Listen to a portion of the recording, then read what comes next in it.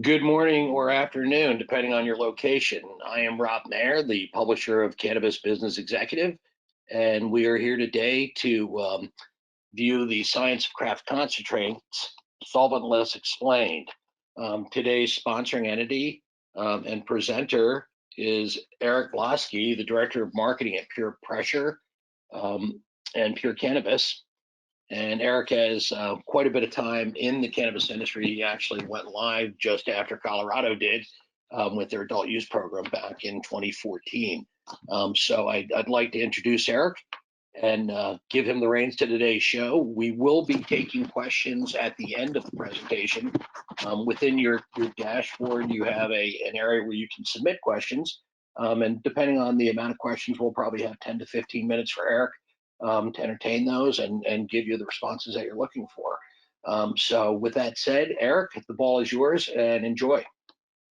Awesome. Thank you so much, Rob. And I sincerely appreciate everyone who's tuning in right now. Really going to be spending this time focusing on education and giving people some real tools here that you can take back to your business plans, your processing labs, or operations that you're working with that are interested in solventless. So we can get this going here. So just a little bit about me. I'm the Director of Marketing and Business Development for PurePressure. We've been making solventless processing equipment for about 6 years now, as well as a marketing and brand strategist for Pure Canna Labs, our consulting entity. And I've been personally involved in the cannabis industry since 2014 and passionate about it long before that. So today, what we're really going to be focusing on is everything solventless, and what I'm really hoping everyone who's tuned in today can take away some big things that you'll find value in to either help you get going with solventless, decide what kinds of solventless products might be a good fit for your business, and just really learn about what this exciting and growing part of the concentrate world can do for you. So here's really what you're going to be able to learn today, and I would highly encourage you to put questions in the question box. We'll definitely have plenty of time at the end to get through those. I think there's a good chance that I'll answer a good number of them throughout the presentation, but I really love to engage with everyone at the end. And you'll also have our contact information should questions arise after the presentation that you'd like to get answered as well. So we're going to start with what solventless concentrates are and aren't, talking a little bit about what the broader concentrate landscape looks like. Current solventless sales and data trends, which are really exciting. This is a segment of the market that's picking up a ton of steam right now. And then this is another big topic that we get a ton of people asking about, so we're going to spend a good amount of time on it, the optimal trichome structure for solventless processing, and what to look for when sourcing material.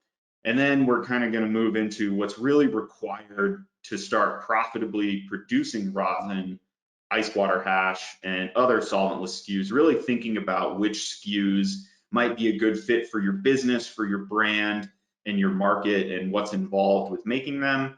And then really wrapping things up with how to maximize the opportunity of solventless concentrates for your company or brand, since there's a lot of latitude here and a lot of different ways that you can leverage solventless concentrates to add to your bottom line and build your brand presence. So to jump right into it, a solventless cannabis concentrate is one that is made without any solvents, such as butane, CO2, or ethanol. For people that are new to concentrates in cannabis, this is an important distinction because solvent-free doesn't mean solventless. And because there's no governing body really dictating what terms need to be used for certain kinds of products, we find that there's a good bit of confusion about what solventless means versus solvent-free. With solvent products, especially with hydrocarbon, you're going to find that the solvents are mostly or entirely purged of them after the fact and then sold at safe levels for consumers.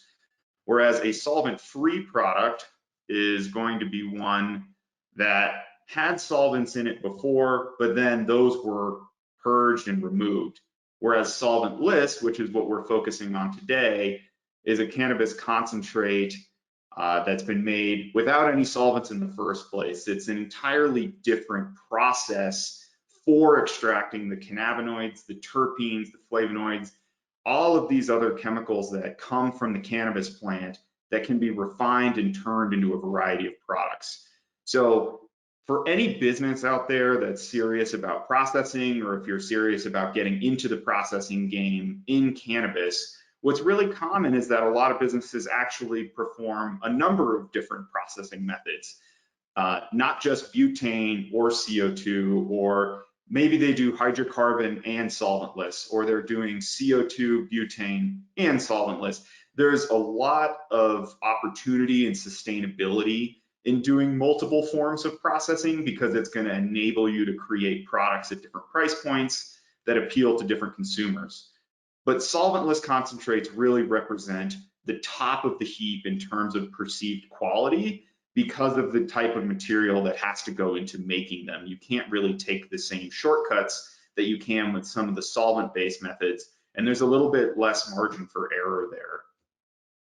Just nice little macro here of some papaya punch number 4 rosin jam that was made from Oleo, a processor in Denver that we work with. Really nice strain. So to go a little further into the concentrate world, I really wanted to show everyone that textures and viscosities really come in a lot of different varieties. And the highest quality starting material, aka the best quality cannabis that's going to be processed, is pretty much always reserved for solventless, or it's going to be sold as, you know, the top shelf, the platinum grade at a dispensary. A lot of these processors are using cannabis that is never going to make it to the shelf anyway, because they know they just want to turn it into solventless concentrates.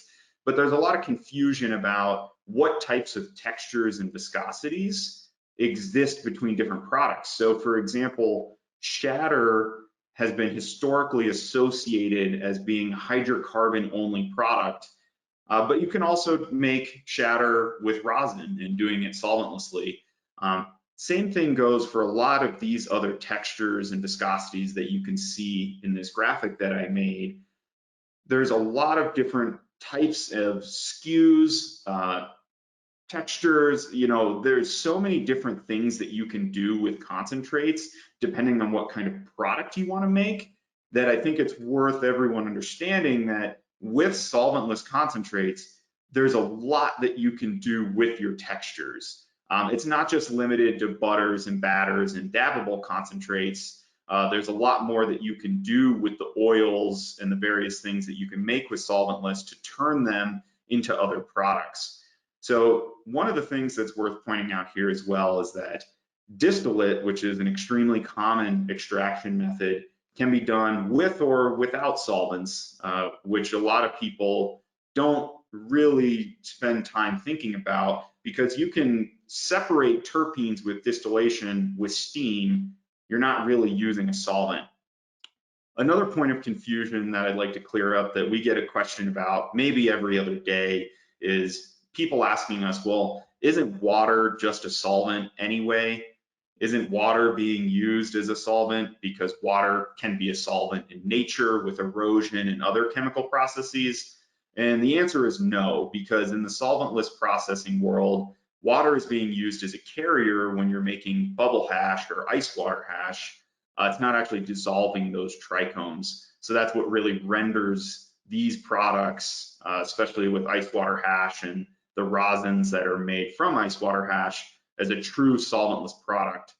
And you're going to see on the left here that dry sift is also called out and bubble hash is called out, and how there's not very many textures underneath them. And that's because often these products are taken and turned into rosin, which then gives them a lot more, a bigger ability to be manipulated and turned into other SKUs. So now to try and jump into some data that we're seeing, it's very common in some of the growing markets that the actual sales of rosin and ice water hash are really growing at a record pace. And according to Headset, which is one of the more reliable data groups that we've found and that we follow, the percent change, and there's a little bit to take in here, from Q1 2020 to Q1 2021, rosin is the #1 fastest growing concentrate subcategory. And you'll see that while there has been some growth with traditional hydrocarbon extracts, and virtually all concentrate categories are growing actually, and you can go look at that. It's available. MJ Biz put out a good article about it. Solventless concentrates seem to be among the fastest growing of all of those categories. And this is across multiple markets. This isn't just in one small area. This is in Colorado, which is, the world's most mature recreational market. California, perhaps the largest market. Oregon, Nevada, and Washington, although, you'll see that asterisk there that Oregon data only included medical sales. But, based on talking to some of our clients, we've seen this huge boom in sales in the Northwest, especially of rosin and ice water hash. And you'll see that full melt bubble hash, that bubble hash full melt also growing tremendously, which as a product has been typically one that's a little bit more of a connoisseur, a specialty product. And to see that kind of growth for a standalone SKU and set of SKUs is really encouraging. So what a lot of businesses are starting to see in the processing world is that they may have started with hydrocarbon, or they may have started with some of these other solvent-based processes, but now they're trying to add more to their bottom lines and increase their market share by adding different SKUs that appeal to different consumers. And the data really backs up the fact that consumers across North America seem to be really demanding solventless concentrates as they become more educated and as they really learn what's going on in the market. It's kind of like the farm to table restaurant analogy that, if you had told someone that 10 years ago, they wouldn't quite know what you were talking about unless they were living in a big city or a place with a really strong food culture. We're starting to see the same thing happen in the cannabis concentrate and just the cannabis world in general, that people are really learning a lot about what concentrates are, what go into them, what goes into their cannabis, how it's made, how it's grown and processed. And those are all the indications that we feel are really increasing the sales of these products. A little bit more data here, especially zooming in on California and Oregon, is more data from a different source, BDSA, really confirming the fact that the growth of solventless is just going to the moon right now, and we expect that to continue, as does BDSA and these other data companies, just based on what they're seeing in sales. So this is really zoomed in specifically on rosin sales, and that's pretty much the category that most processing labs are spending most of their solventless processing time making, because there's a lot more latitude with what you can do with rosin. But you can see even in California, which has had a medical market for decades now, that growth percentage is still growing massively in this case. I mean, going up by 100%, over 100% year over year. And that's with all of the hurdles and challenges that businesses face in California to sell a legal product. It's a really difficult place, depending on your municipality, to get your business going. And then in Oregon, you're seeing similar growth rates, tapering off a tiny bit in this past year, but still growing tremendously. Tons and tons of rosin being sold, and some really heavy figures coming in over the last couple of years. We've been tracking this kind of data pretty closely for the last couple of years for pretty obvious reasons, because that's our business. But the outlook, we feel and can confidently say, is very strong for solventless products, and that's being backed up in the data that we're seeing, because so many people seem to be interested in the quality of the concentrates that they're consuming now. So we feel that that's really driving up a lot of these figures. As more data comes out, this is always stuff that we like to post about on our social media channels and stay up on it. So we'll continue to share this data as it comes around at our business if you want to follow us. So now I want to talk a little bit more about how you can really start thinking about capturing material and thinking about trichomes so that you can take all of this data that we're talking about and say, okay, now I really need to think about, like, how do I get good material in the door that I can capture? So we're going to start at the super micro level here, really zooming in on some trichomes so that I can give everyone a good idea of what is involved in coming up with the material that's required to make good solventless concentrates. Because what you're going to find in your business is that you really do need high quality material in order to make a good solventless concentrate. This is not a step in the process that can be cut short. It's not a step that you can get around. And what is also tricky with solventless is that solventless processing really doesn't have any remediation capabilities. So what you get in your trichomes and in your plants is going to come through into your product. You can't take material that's contaminated or has issues, which is commonly blasted with hydrocarbon, and then come out with a concentrate out the other end that's going to pass testing. So when you're really looking at trichomes and talking with your grow team or talking with a white label grower that's going to sell you material that you're actually going to process, there are a bunch of different types of trichomes out there. And being aware of which types of trichomes that your plants that you're either growing or purchasing you want to select for is really important here. So you can see on the graph, and we've shared this a bunch of times, that sometimes trichomes are so small and spike looking, they're not captured well in the ice water hash or the sift process, which are the really big portions that most processors use to make most of their rosin. They're doing one of those two methods and then turning that into rosin.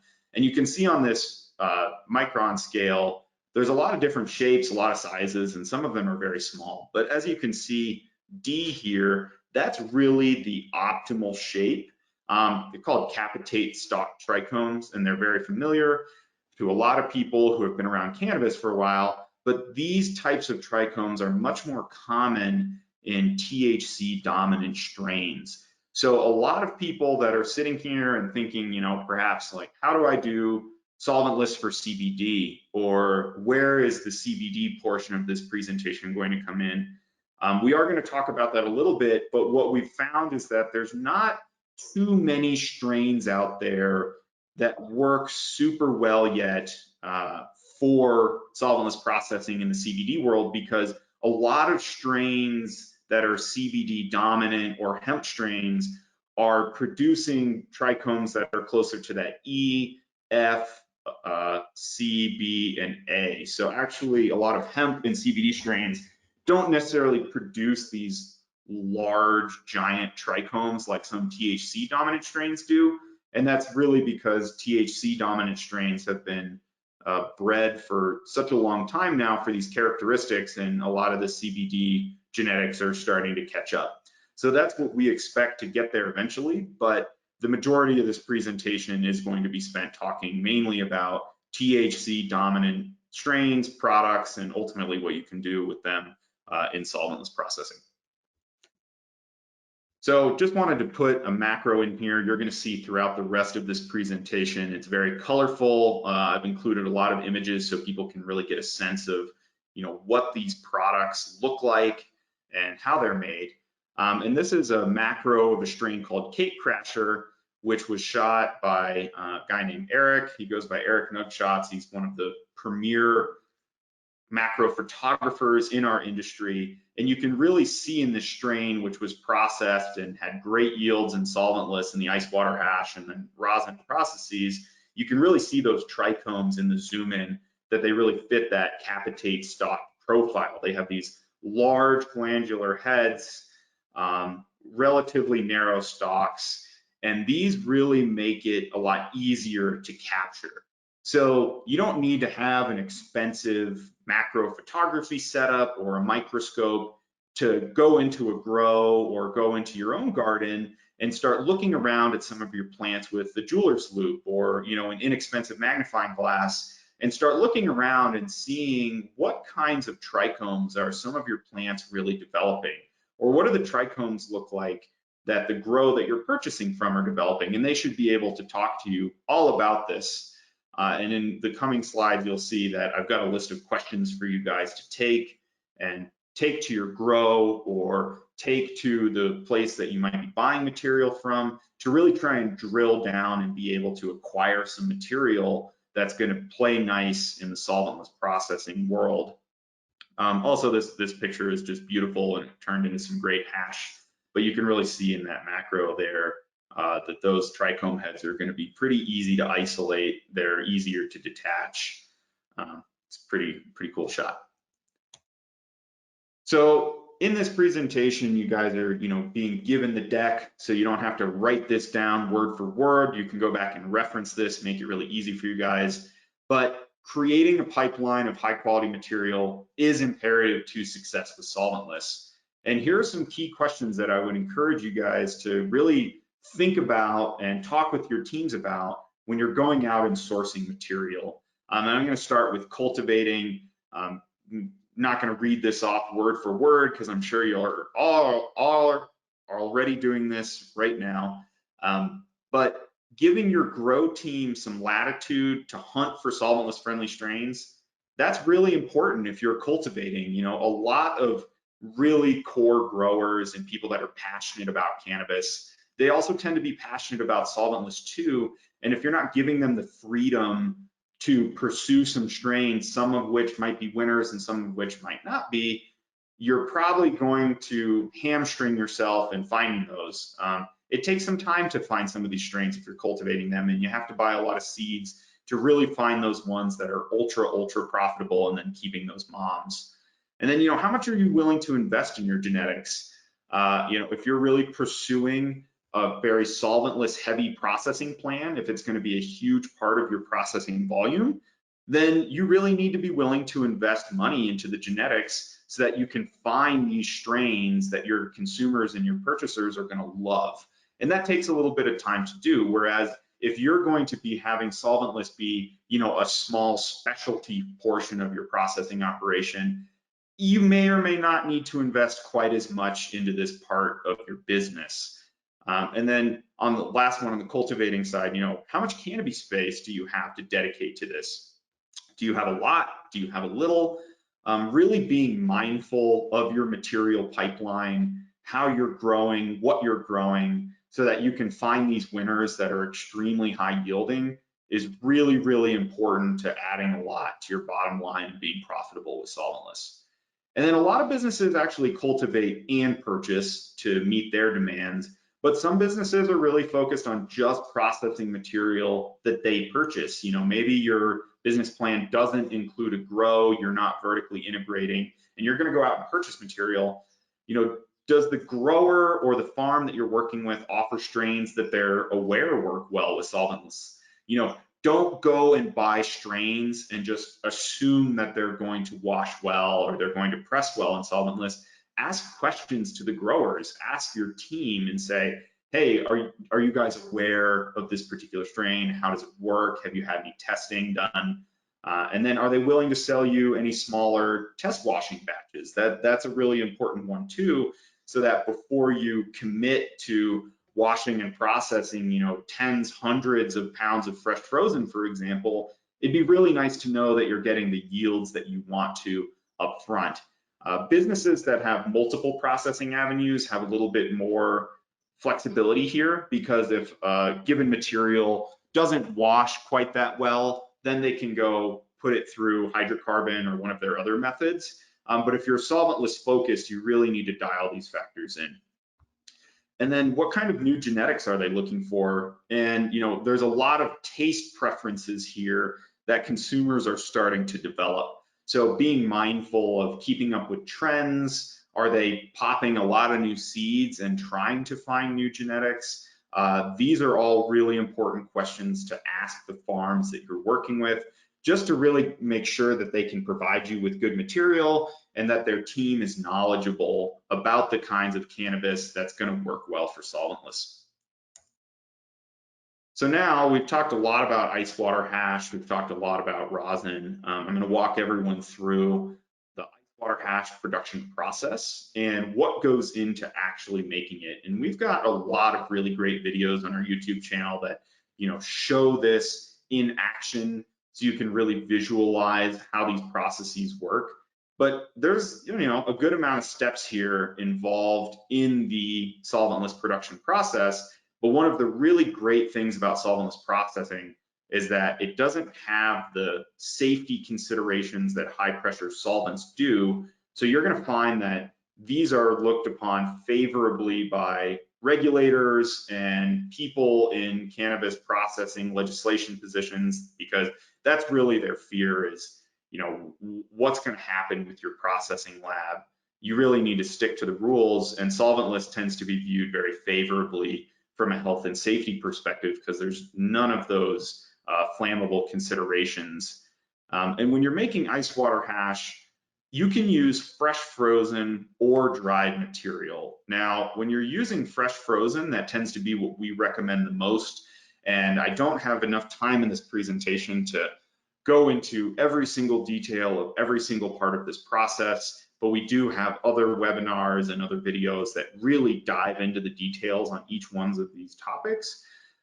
But fresh frozen tends to be where most processors start because that really helps preserve the terpene profile that the living plant has. And I'm guessing some people here are probably very familiar with live resin, which is hydrocarbon concentrates that are made with fresh frozen material, and those tend to be pretty good in terms of preserving the original quality of the plant. And that's exactly what you want to do with your solventless ice water hash production. Using fresh frozen is typically where you want to start to create a product that's going to have the highest value possible.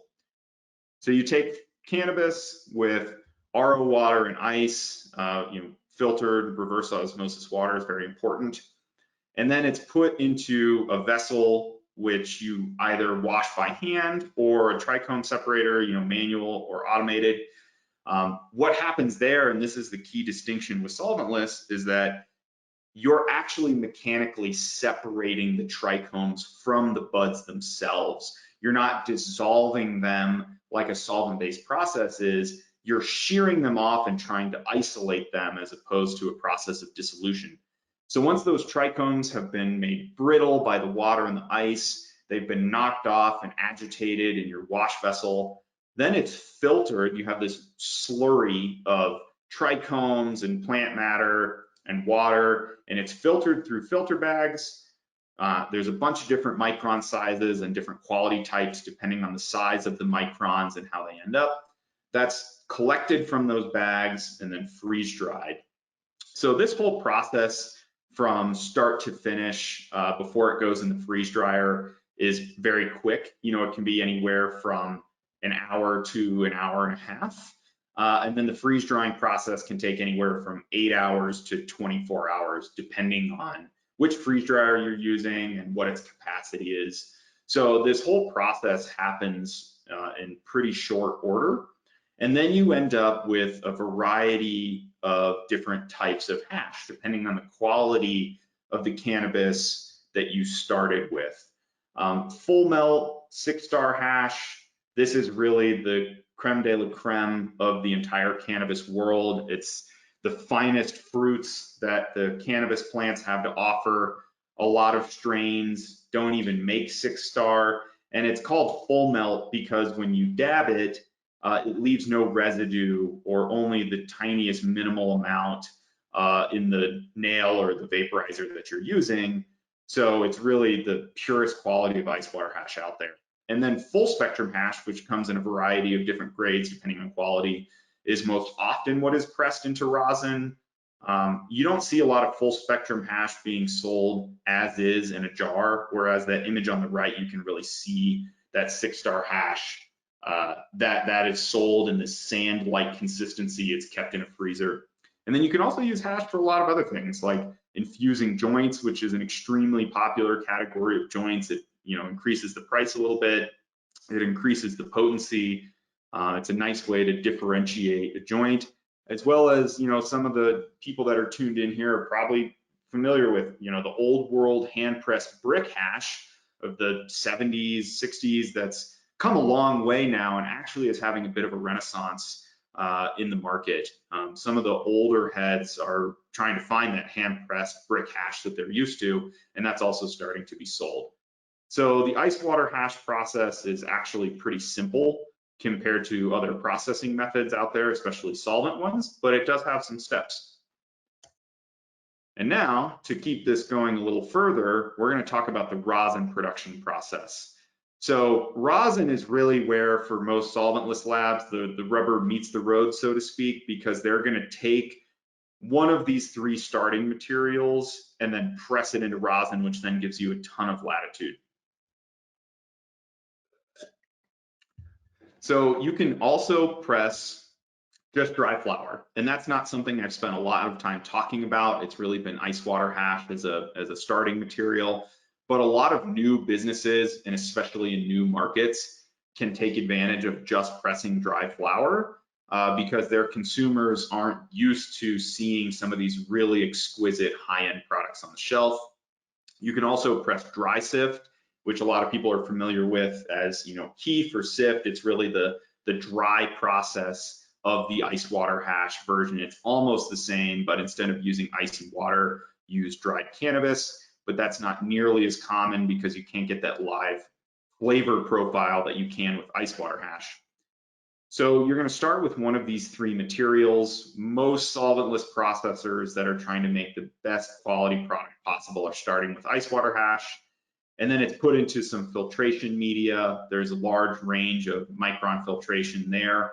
And what that really does is when you put it into your filtration media and then you put it into your rosin press and you apply heat and pressure to it, the heat and the pressure is going to open up and break those trichomes open and express the oil and the terpenes and the other compounds through that bag or through that stainless steel mesh, leaving behind some of the plant debris because trichomes still have husks, and you're trying to leave as much of that behind and express the oil out, which is captured on parchment paper or PTFE, a nonstick surface, which is then collected and sold as is or processed into a lot of other different products.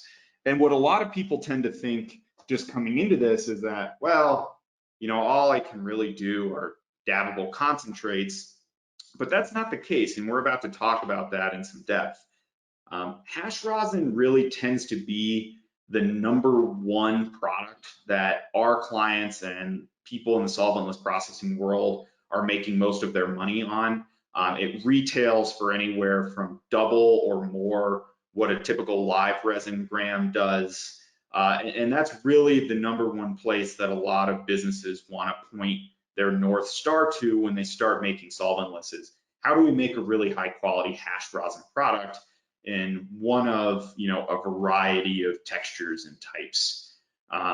You can see with dry sift rosin, that's also very popular depending on if you have good dry sift to use, or flower rosin, which is really more of an economy concentrate, but one that certainly can be made very well if you have good flower. And then your hash rosin can really be turned into a lot of different things. Technically, any of these types of rosins can be made into edibles or tinctures or topicals, but kind of the holy grail here for a lot of brands is making a rosin cartridge, which is a vape cartridge, typically disposable, which is made without any solvents, any fillers, any cutting agents whatsoever. And that is typically only done well with hash and ice water rosin. Some places have managed to do it with dry sift, but it's not nearly as common, and they have like very special techniques that they use to do it. So if you are thinking in your head, like, I really came to this hoping to learn a little bit about rosin cartridges, or that's something that's in your mind, Hash rosin is what you need to perfect first in order to make a high quality rosin cartridge.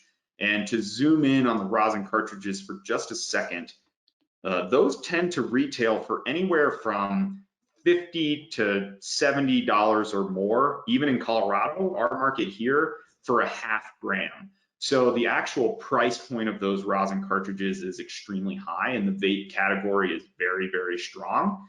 But if you're wanting to make a solventless cartridge, you really need to nail down your ice water hash process and then how you make your rosin first. So just kind of wanted to show a macro here of what one strain at our co-founder's lab was able to create. The strain is GMO. This is a very popular strain that's being used in the solventless world. And you can really see up close and personal with these macros what the quality is going to be when you're doing it right. I mean, these images can kind of jump off the page, and I wish that you all could smell them because they really carry these extremely strong aromas. But you have a lot of leverage when you have a good quality ice water hash that then you can make into a bunch of different SKUs. And that's what a lot of these brands tend to do, is they find the material that they really like once they've got everything together, and then they use that to make a couple different SKUs depending on what their consumers might be looking for. So this strain, GMO, this was processed by Cushmasters up in Boulder near us. And they sold this in 3 different varieties.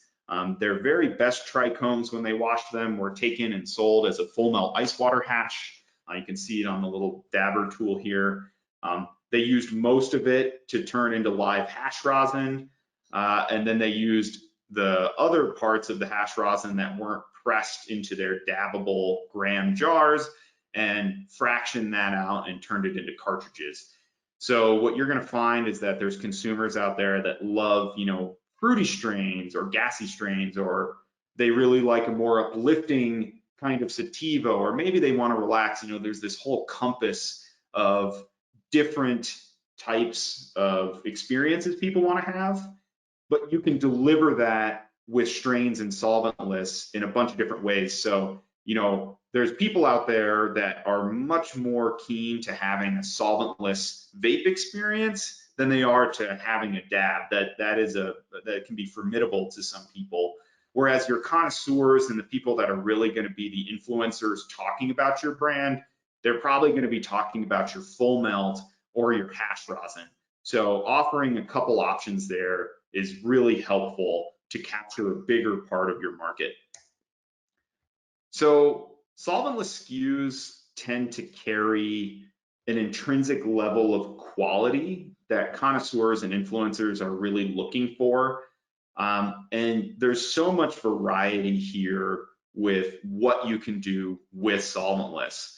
So depending on what market you're in, you might find yourself looking at these images and thinking, what kinds of products should I be thinking about where I'm at? And in the next slide, which is the last slide before we go into Q&A, and we're going to spend a good amount of time talking about this now, is if you're in a more mature market, what you really want to think about is coming out with a really high quality hash rosin, dabbable concentrates, things of that nature in solventless, because you're going to have more consumers that have more mature palates and taste preferences and are going to be more willing to have dabbable concentrates and pay the premium prices for those. So you can see on the left with Simpson Solventless, Eric Simpson's our lead trainer at Pure Labs. He took ice water hash and turned it into 9 different dabbable SKUs from just one strain. And you can see the variety there. That's really, really nice to see. I guess there's actually 10 plus the cartridge. So that's my mistake. There's even more than I put there. And then in the middle, Papa and Barkley, one of our big clients, they operate in California, and they actually have 2 brands, Papa and Barkley, which makes topicals and edibles and tinctures, and Papa Select, which is their dabbable concentrate line that they've been winning awards left and right with. They make chocolates and all kinds of other things. So if you're in a newer market that's just coming online, this can be a really good point of differentiation to make something like a salve a chocolate, a tincture, a balm. These are products that are going to appeal to a much broader audience, as opposed to some of these just inhalable or dabbable products, which tend to grow in demand over time as a market matures. But what you're going to find in these newer markets is that people are just trying to get their foot in the door, making whatever kinds of products they can.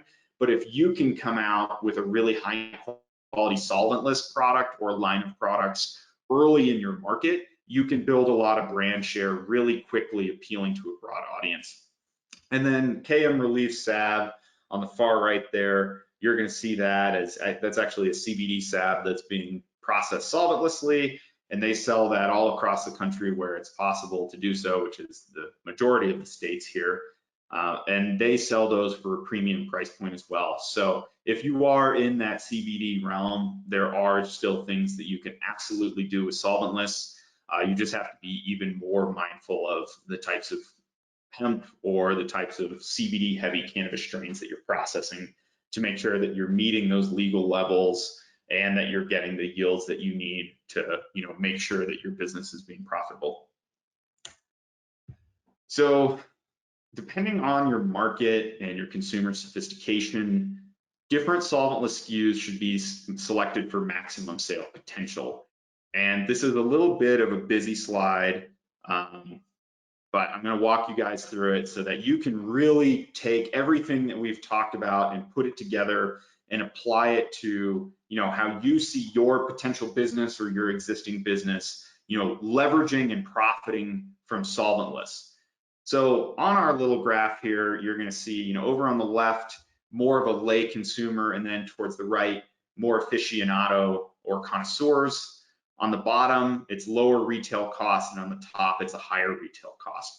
And as you can tell, even though this is certainly not scientific, a lot of solventless SKUs tend to cluster more on the right side of this axis because they tend to appeal more towards aficionados and connoisseurs. But I'm going to start from left to right so we can really walk through this. If you're going to start in a new market, or your brand is really focused on the lay consumer, I highly suggest starting out with something like a solventless tincture, balm, or edible. They're easy to produce. You don't need that ultra high quality cannabis that you do for some of these dabbable concentrates to get started, and it will increase the price point of your SKUs so that whenever you're trying to come to market, you can almost put the training wheels on with some of these products. And not to take anything away from the brands that we work with or the brands that are making these products already, but this is a little bit of an easier entry point if you're in a newer market, especially one that might not have the massive demand for full melt or hash rosin just yet. I also really suggest that if you're thinking right now, like, well, I want to make hash rosin, I want to make a rosin cartridge, that you really think about, how you can get your material quality pipeline locked down so that you can really tap into the top part of this graphic and take advantage of these really high price point products. And pretty much all of these are going to retail from anywhere from, 50 to 100% more than their conventional solvent-based counterparts. So while they can cost more to make based on the material that you need, you can really reap the rewards on the shelf at those higher price points. And as we come across the graph, you're going to see, solventless cartridges really apply and appeal to a broad audience, but at the same time, they have higher retail cost. And as you move forward into the upper right-hand portion of the graphic here, you're really going to see that full melt ice water hash is what aficionados and connoisseurs seek out. They talk about it. That is their product that they're often looking for, and that's not easy to find. Whereas premium hash or sift rosin tends to have that really high retail cost, but not everyone who's out there who's dabbing every day necessarily wants to have ice water hash or full melt, because it's a little tiny bit more of a process.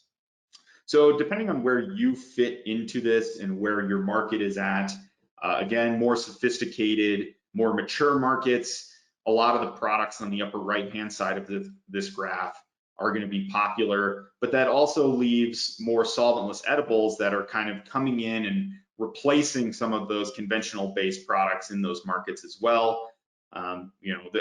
We've already talked a good bit about, the pre-rolls and the hand pressed brick hash. It's also going to come down to like what you want to make as a brand. What does your brand stand for, and who are you trying to talk to? And these are all questions that we'd be happy to talk you through and help you answer, so that, whatever we can do for you to help select some SKUs that might work for your market, your brand, your business, we're certainly here to help on that. So I'm getting some notifications that there's a good bit of questions to answer here.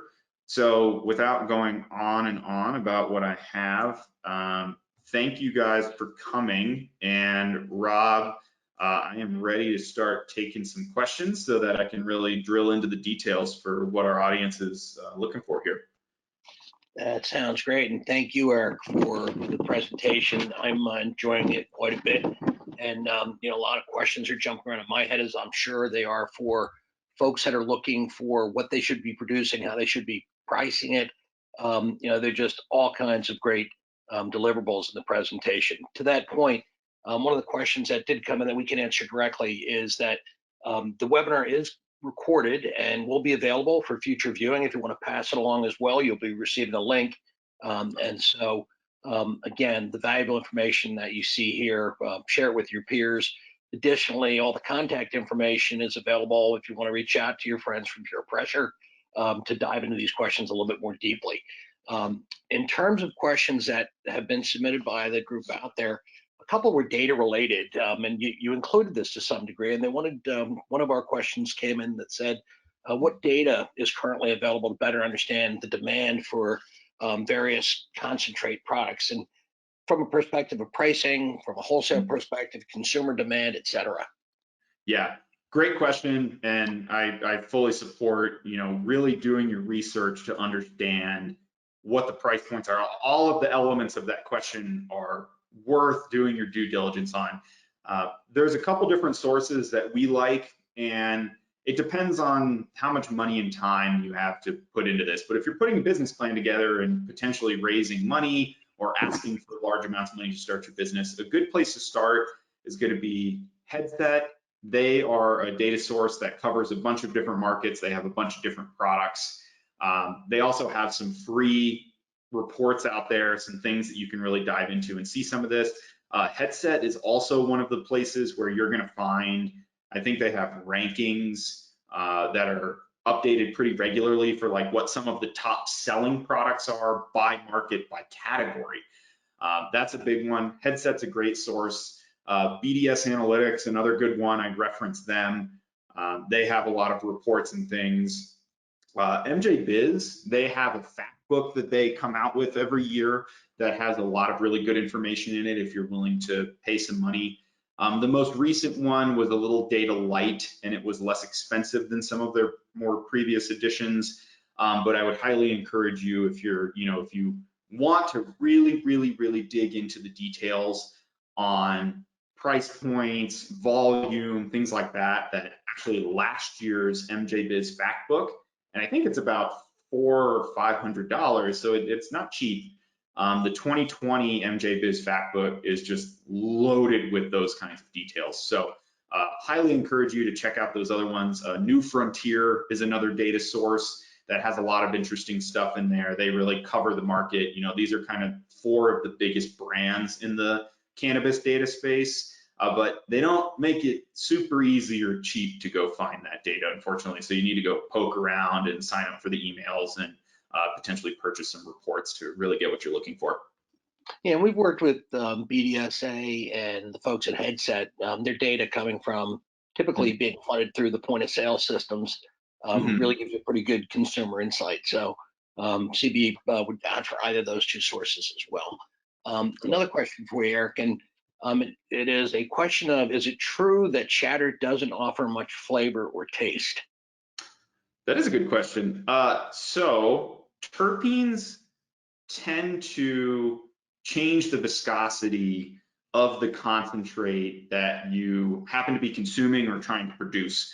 So when you think about a sauce or some of these other SKUs, they're very flavorful, they're very rich, they have strong aromas because they have a lot of terpenes in them. And the short answer is that shatter absolutely can have strong taste, strong smell, great flavors, good terpene content, but it doesn't always. And it depends on what kind of processing method you're using. But in solventless, for example, some of the solventless shatters tend to have a more mild aroma, meaning that maybe their terpene content could be a little bit lower. But it's such a case-by-case thing in that I've encountered shatter from hydrocarbon and solventless that kind of goes in all different directions.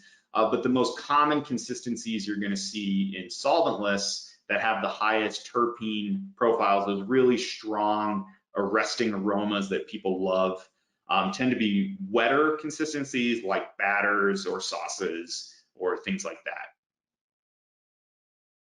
Great. The questions are pouring in, Eric. So we've got about 10 minutes here. Awesome. And they've been coming in rapidly. So I'm going to kind of jump around here. But Sure. this one comes in from Jens, and it is, what should an outdoor grower consider when getting into solventless processing? Yeah, great question. And this is There's a especially follow-up to relevant that you coming might up want to with keep in mind, and that would be how will fresh frozen versus dried flower impact the goal of creating a rosin card? Got it. So fresh frozen is really what you want to make a rosin cartridge, if I'm correctly capturing the question there. And when you're growing outdoors, plenty of incredible material is grown outdoors in greenhouses that's then used for solventless. So if you're trying to take your outdoor crop and turn it into a rosin cartridge, you really need to have a plan for when it's coming down, that you need to freeze it. And that, depending on your acreage or how much you're growing, can be a big consideration. So some things that we've heard people do are like they get refrigerated trucks or they get chests with dry ice. There's all these ways that you can store it without having to, install a giant walk-in freezer in the middle of a field. But you really need to come up with a plan to make sure that the material that's coming down is going to get frozen effectively so that then it can be processed in batches, based on what your budget is, so that when you're buying equipment to start processing all of that into ice water hash and then pressing it into rosin to turn it into cartridges or hash rosin or whatever your game plan is, that tends to be the part of the process where outdoor growers and greenhouse growers especially, they're thinking they want to make solventless, but then the fresh frozen part of it becomes an issue because they really need to plan in advance for that, whether they're renting things or purchasing equipment for that. And with lead times being what they are right now in some industries, that can be a challenge. So definitely think about that. And, if you want to dive into those details, contact us and we can really get into the weeds with you, but really think about how you're going to freeze and process that material. That's going to help you out a lot. So this question is kind of interesting. I'm going to piggyback it with a second one, Okay. but one of them there. This one is about the recommendation you would make in terms of approaching the aging of rosin. So treating it as if it's a wine and you're trying to maximize the taste in that process, and then attached to it is what kind of shelf life does rosin have? Yeah, these are terrific questions. And I'm actually going to start with the second question first because it will help inform the former. So rosin can have a pretty extensive shelf life. You're talking months if you actually store it and process it correctly. And when I say store it, that means really moisture, airtight containers, standard jars that people package concentrates in tend to be fine. But you really want to limit the exposure of light, and the whole process of going from fresh frozen buds to ice water hash to pressing it to packaging it, you really want to streamline that process so that it's fresh. And you want to use fresh material, which is going to increase the longevity of the shelf life of your product. Now, a lot of rosins, pretty much all of them, some of them are shelf stable, but a lot of them aren't, need to be sold in the dispensary and kept in a refrigerator at a bare minimum. So you're going to see in dispensaries a lot of brands that have a fridge, or the dispensary itself has their special concentrate fridge that they put all their solventless in. So I can attest to that because I've got some hash rosin in my refrigerator downstairs that's 6 months old, and it's barely different from the day that I bought it, but I keep that in an airtight ball jar in my fridge. So if it's stored well, it can last for a while, but that is a concern for brands and businesses that haven't taken that process yet. And then as the second, or the first question here, I should say, there's some debate about that because there's a famous hash maker named Frenchie who he really has built his brand around making this like cured age hash, and a lot of the old world style hashes, the Moroccan, the brick, it's very dark. There's people out there that really do believe that curing those kinds of old world style hashes makes them better, it makes them more rich.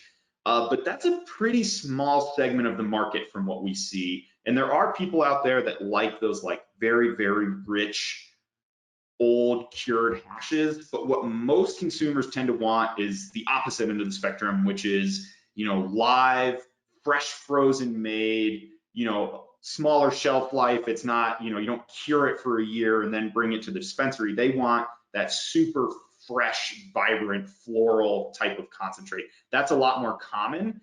But there's hash makers out there that would argue either way, but we're seeing the market go much more in the direction of fresh frozen, fresh types of solventless hash products being sold. And the older cured methods are more specialty, smaller consumer base from what we've seen. Great. Now we've got about 4 minutes, Eric, Yep. and we've got another 20 questions. I'm probably gonna have to limit this to a couple of more for you. But in the meantime, let me throw this at you. Do consumers at dispensaries use lightness of color or of hash, of ice hash rosin as the biggest parameter for quality assessment?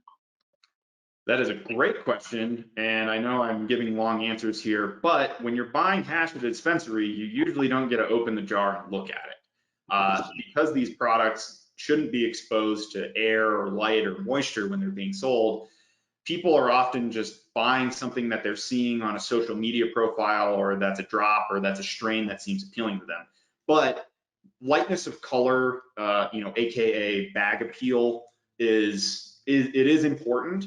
But I've had darker strains that are just as good. But generally speaking, when your hash is that light, sandy, blonde or yellow, that is kind of the high watermark that your brand is making a really high quality rosin product. Clarity is a big component there. How clear and transparent is it? If it's a little darker, but it has good clarity, that's a good sign. Really dark types of rosin and hash tend to indicate that either the trichomes were too mature, too old when they was processed, or it's got a lot of anthocyanins in it, it's purple. There's a lot of factors there, but short answer, yes, lighter color does tend to be an appealing factor for consumers, and that's often related to how fresh the material was when you processed it. All right, and why don't we wrap up with this? For the audience out there, again, the contact information for PurePressure is on your screen and will be in the handout that's available to you. I'll throw this last question at Eric, and again, feel free to interact with them. There's been just a great amount of information here today, and appreciate all the questions from the audience. So the last question for you, Eric, is how do you attain the viscosity for a cartridge from a full melt ice water hash? Yep, it's the $1 million question. And there's two methods that you can employ to use it. And this is something that we work with a lot of our clients with at Pure Canna Labs to train them and really teach them how to do this. But you can either do jar tech, which is where you press hash rosin and collect it in a jar, and it will naturally separate. Those terpenes will naturally separate if they're under the right temperature conditions and it's done well. It's a bit of a tricky process. Or you can do a mechanical separation, which is where you press your hash rosin, your brick in that filter bag at a very low temperature at first, very slowly, and that can separate off terpenes. And then you press it again at a much higher temperature to be able to separate off the THCA. But the real trick in getting the viscosity right for a solventless cartridge is the recombination process, because nucleation is happening, which is crystallization of THC and cannabinoids.